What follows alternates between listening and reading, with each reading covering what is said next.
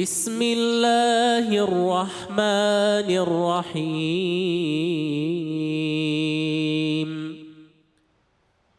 حرمت عليكم أمهاتكم وبناتكم وأخواتكم وعماتكم وخالاتكم وبنات الأخ وبنات الأخت وأمهاتكم اللاتي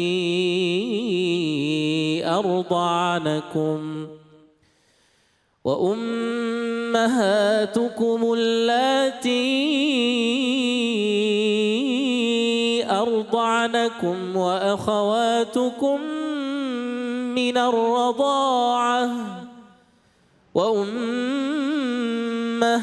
نسائكم وربائبكم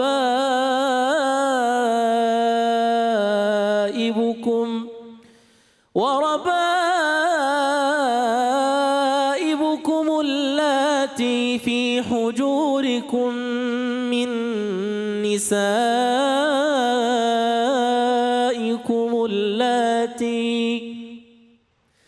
اللاتي دخلتم بهن فإن لم تكونوا دخلتم بهن فلا جناح عليكم وحلائل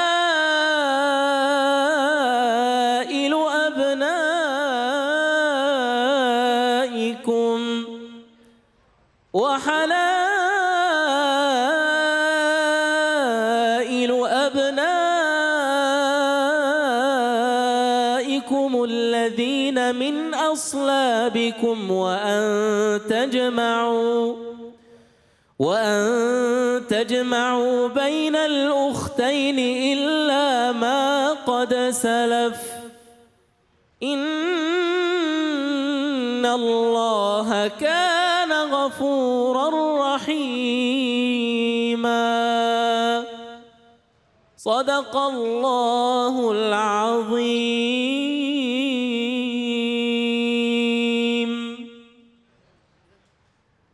Kali ini saya akan mengajak ibu-ibu, bapak-bapak yang ada di Masjid Al-Mukarromah ya, Cikarang ya, untuk menyimak tausiah dari Ustazah kita, Ustazah Lilis Fauzia Bagis dengan tema sayangi mertua seperti orang tua sendiri.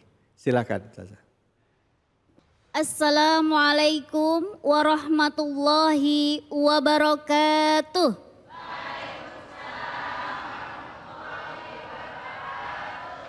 Bismillahirrahmanirrahim. Alhamdulillah wa syukrillah. Assalatu wassalamu ala rasulillah Sayyidina Muhammad ibni Abdillah wa ala alihi wa sahbihi wa mawalah amma ba'dah. Rabbi shrahli sadri wa yassirli amri wahlul uqdatam min lisani yafqahu qawli amin ya rabbal alamin. Alhamdulillah, pada kesempatan ini ingin membahas tentang mertua. Sayangilah mertuamu sama halnya kamu menyayangi orang tuamu. Tadi Qori membacakan surah An-Nisa ayat 23. Di situ terdapat kata hurrimat alaikum, haram bagimu untuk apa? Dalam hal menikah.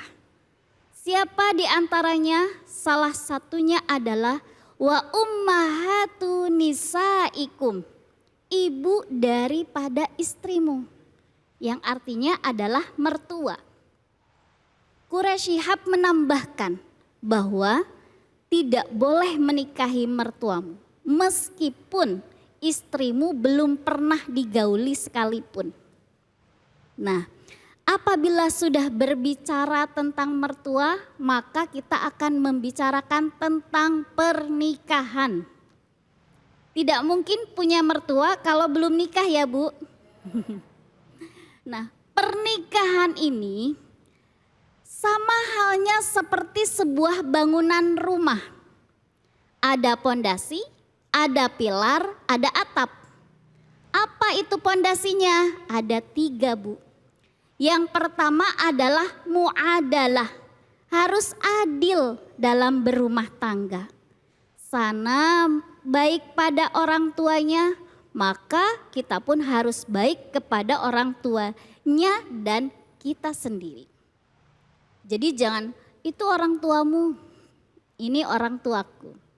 Yang kedua adalah mubadalah. Pondasi yang kedua adalah mubadalah, ketersalingan di antara pasangan, baik istri maupun suami. Dan yang ketiga adalah muwazanah, keseimbangan. Seimbang berbagi peran antara suami dan istri. Seimbang memenuhi hak dan kewajiban kepada orang tua suami dan orang tua istri. Setelah pondasinya kuat, maka ada 4 pilar. Apa saja 4 pilar itu? Yang pertama adalah pilar pertama zawaj. Disebut sebuah pernikahan apabila ada istri dan suami. Apabila istrinya mengeluh, kok mertuaku seperti ini ya? Kok orang tua ayah seperti ini ya? Maka tugas sang suami adalah menguatkan. Seperti halnya libasul lahun, menjadi pakaian masing-masing baik si suami maupun si istri, melengkapi si suami maupun si istri. Maka harus menguatkan layaknya seekor burung yang harus mengepakkan 2 ekor sayapnya. Tidak mungkin burung bisa terbang kalau yang bergerak hanya 1 sayap. Maka apabila sang istri mengeluh, tugas sang suami adalah menguatkan agar tetap utuh dalam berumah tangga. Setelah zawaj, yang kedua adalah muasyarah bil ma'ruf, ya, yaitu memperlakukan sebaik mungkin. Wa ashiruhunna bil ma'ruf. Pergaulilah dengan sebaik mungkin. Bersikaplah sebaik mungkin.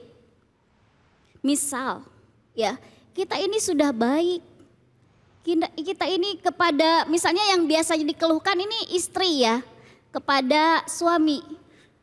Saya tuh sudah berlaku baik, tapi kenapa kok mertua atau ayahnya, ibunya ayah itu kok tetap berlaku kurang baik?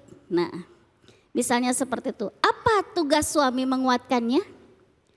Alla tusyriku bihi syai'ah wa bil walidaini ihsana.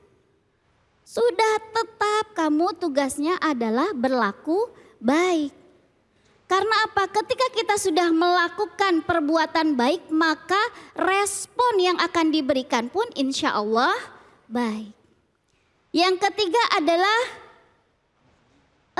komitmen. Ya, komitmen ini kita sebut kalau dalam rumah tangga adalah misaqon golidon. Sebuah komitmen, sebuah perjanjian antara suami dan istri. Kesepakatan, baik itu dilakukan sebelum nikah atau setelah nikah. Ayang, nanti kalau sudah nikah saya masih punya tanggung jawab orang tua saya. Bagaimana? Siap? Atau setelah nikah, kok waktu sebelum nikah kayaknya baik, ya, welcome. Tapi kenapa setelah nikah kok berubah? Maka harus kesepakatan juga, ya sudah tetap kita terima. Ya, ini dah misaqon golidon. Sama halnya dalam surah Ar-Rum ayat 21. Ya, azwajal litaskunu ilaiha wa ja'ala bainakum mawaddah warahmah. Kalau ada riak-riak kecil atau guncangan besar, maka tugasnya adalah untuk tetap tenang baik suami dan istri. Karena tujuannya apa? Mawaddah. Kalau awal-awal nikah pasti mawaddah ya.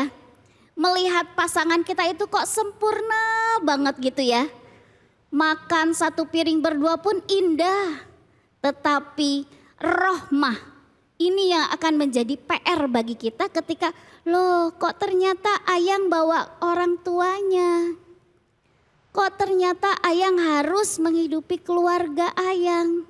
Nah ini rohmah kita sedang ditunggu. Apakah masih setia atau tidak? Kalau masih bisa berarti ibu-ibu dan bapak-bapak sudah mewujudkan sakinah, mawaddah, warohmah. Dan yang terakhir apa? Musyawarah. Apa-apa didiskusikan. Yang saya mau memberi ibu saya sekian. Atau jangan mentang-mentang seorang istri memegang keuangan sembunyi-sembunyi memberikan nafkah kepada orang tuanya. Nah itu yang disebut tidak adanya musyawarah di antara keduanya. Insya Allah ibu-ibu tidak cemburu ya. Begitupun bapak-bapak tidak cemburu apabila semuanya terbuka. Mau memberi berapapun asal musyawarah atau diskusi sebelumnya insya Allah saling antarodin, saling ridho. Sekarang pertanyaannya adalah kita sudah baik, menjadi menantu yang baik. Tetapi kok masih ada image mertua galak. Sampai kalau di medsos itu ada aku kok trauma ya, kok aku takut ya untuk menikah kalau lihat mertuanya galak gitu. Ibu ada yang dapat sebutan mertua galak atau bapak? Alhamdulillah tidak ya. Kalau kita mendapati mertua galak misalnya ibu-ibu atau bapak-bapak awal-awal nikah. Biasanya kan karena ada dua faktor ya. Yang pertama adalah karena faktor internal. Faktor yang tumbuh atau muncul dari diri kita sendiri. Misalnya kita tuh gak sadar bahwa apa yang kita lakukan itu salah. Merasa jadi anak ustadz, merasa jadi anak pejabat, di rumah apa-apa dilayani. Jadinya ketika tinggal di rumah pasangan, ya sudah kenapa ya kok saya dicemberutin sama ibu mertua saya? Bangun tidur cemberut, saya lagi tidur suara panci bunyi begitu nyaring gitu ya. Tapi dia melakukan itu karena tidak sadar. Maka disinilah perlunya ketawaduan. Dimanapun ya harus kita tawadu. Jangan sampai ya wajar misalnya nih bapak-bapak, ibu mertua kita itu lagi bawa barang berat. Terus suami kita bilang, ya Allah ibu habis belanja bawaannya berat banget ya bu ya, kok kelihatannya berat, cuma ngomong doang. Batin si ibunya ngomong doang, bantuin enggak. Itu kan cuma hanya di batin. Nah itu berarti faktor internal, maka solusinya adalah tawadhu. Yang kedua faktor eksternal, faktor yang datangnya tidak bisa kita kontrol. Ya karena datangnya dari luar, misalnya dari ibu kita. Maka patokannya adalah melihat surah Al-Ahqaf ayat 15. Di mana orang tua sudah melewati wahnan ala wahnin, sudah melewati hamil, melahirkan. Enakan ya bu melahirkan itu? Menyusui 2 tahun, membesarkan, merawat, mendidik. Sudah sukses ngurusin anak orang. Ada rasa cemburu ini ibu dan ayah. Aku yang besarin, yang diurusin anak orang. Tetapi kan tidak bisa protes. Nah itu yang harus kita maklumi sebagai pasangan. Oh ternyata ada ketakutan dari mertua kita. Maka tugas kita adalah pendekatan. Mami gak usah khawatir. Anakmu tetap anak kesayanganmu. Mari kita berbagi kasih. Jadi rayu terus, deketin terus, tempel terus. Maka insya Allah akan terjalin hubungan yang baik. Mungkin itu saja sebagai pemantik, mudah-mudahan bermanfaat. Mudah-mudahan ke depannya ibu-ibu bisa memiliki menantu idaman. Begitupun yang muda-muda insya Allah bisa memiliki mertua idaman. Wallahu muwaffiq ila aqwamit thoriq. Wassalamualaikum warahmatullahi wabarakatuh.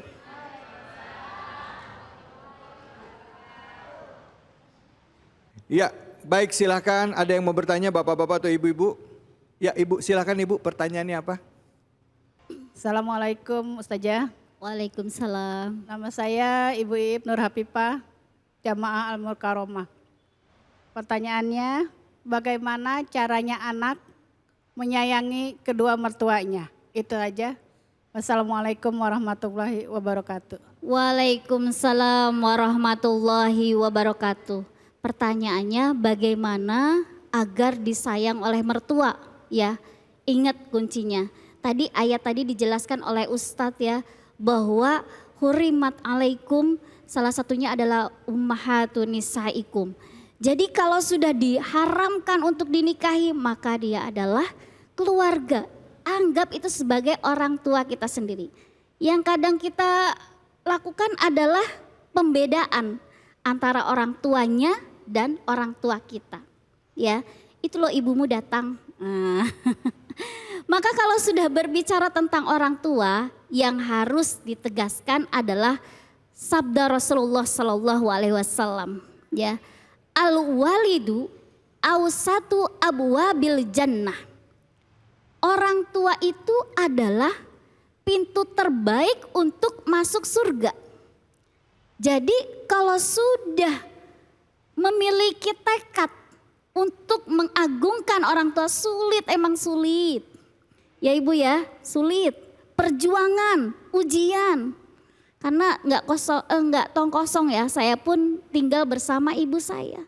Tapi harus sabar-sabar, ingat aja ya Allah balasannya surga. Dan di kemudian hari kita pun akan tua. Kalau kita ingin diperlakukan baik, maka perlakukan juga baik kepada orang tua kita. Itu poinnya. Terima kasih. Alhamdulillahirabbil alamin. Sudah jelas semuanya sekarang ya, pertanyaannya sudah terjawab. Nah, setelah ini saya mau ngajak ibu-ibu, bapak-bapak dan termasuk diri saya sendiri untuk belajar ngaji sama Kiai Munawar Ngacir. Mau? Kita ngaji yuk, ayo ya. Oke, jangan kemana-mana. Ngaji yuk akan hadir tetap di Cahaya Hati Indonesia. Assalamualaikum warahmatullahi wabarakatuh. Ibu-ibu gimana kabarnya? Sehat? Bapak-bapak sehat Pak? Alhamdulillah ya. Nah, pada kesempatan kali ini saya mau bagikan informasi penting nih ibu-ibu bapak-bapak. Sekarang ini ada minyak gosok herbal bubut yang wanginya enak loh. Namanya minyak Herba Wahid. Khasiat dan kemanjurannya tetap sama ampuhnya. Nih ya. Tuh. Masya Allah. Minyak Herbal Wahid ini aromanya wangi banget. Wangi habatus saudah. Baunya nggak menyengat. Nah, beda sama minyak gosok herbal bubut yang beli di temen yang baunya kayak oli bekas. Formula minyak Herba Wahid ini mengandung kandungan yang ada pada minyak gosok herbal bubut. Namun diproses secara modern sehingga aroma herbal wangi dan segar. Minyak Herba Wahid mengandung habatus saudah, sambiloto dan brotowali. Sehingga ampuh sebagai minyak pijat dan urut untuk mengatasi capek, pegal, terkilir, keseleo maupun encok. Juga untuk macam-macam luka bisa juga dibalur saat perut kembung, masuk angin, pegelinu, rematik atau sebagai minyak bekam. Cocok juga untuk dibalur pada anak-anak supaya anak tidak masuk angin, batuk pilek dan demam. Nah sekarang saya mau tanya sama ibu-ibu nih, ada nggak yang punya pengalaman dengan minyak Herba Wahid? Silakan. Ya ibu. Ya ibu namanya siapa dan coba ceritakan perkenalan pertama ibu dengan minyak Herba Wahid ini bagaimana? Silakan ibu. Assalamualaikum warahmatullahi wabarakatuh. Waalaikumsalam warahmatullahi wabarakatuh. Perkenalkan, nama saya Tuti Suryati. Alhamdulillah, saya sudah memakai produk Herba Wahid ini. Alhamdulillah, produk ini sangat manjur dan aromanya wangi. Masya Allah. Ada bedanya nggak Bu dengan produk-produk yang pernah Ibu coba? Sangat jauh. Kalau dari Herba Wahid ini beda dengan minyak herba yang saya beli dari teman. Nah sekarang saya mau tanya, Ibu punya pengalaman nggak menggunakan minyak Herba Wahid ini ke keluarga? Sama suami atau anak itu pernah? Pengalaman saya waktu itu suami saya masuk angin karena kena hujan dan saya langsung balurkan minyak herba wahid ini ke badan suami saya. Alhamdulillah malamnya suami saya sehat kembali. Masya Allah. Kalau anak ibu gimana? Anak pernah juga pakai minyak herba wahid? Alhamdulillah waktu itu anak saya pulang malam karena tugas dari kuliahnya. Setelah dia masuk kamar, saya balurkan minyak herba wahid ini ke badan anak saya. Alhamdulillah terbukti sampai sekarang anak saya jarang masuk angin. Masya Allah, jadi jarang masuk angin ya? Iya. Nah, bagaimana pemirsa? Ya, jadi minyak herba wahid ini tersedia di minimarket, apotek, toko obat, dan online shop. Harganya juga terjangkau, hanya 20 ribuan. Jadi selalu ya sedia minyak herbal wahid di rumah. Ingat, pokoknya nggak usah ngeluh kalau sakit. Langsung ambil minyak herba wahid. Minyak herba wahid, minyak gosok herbal bubut yang wangi.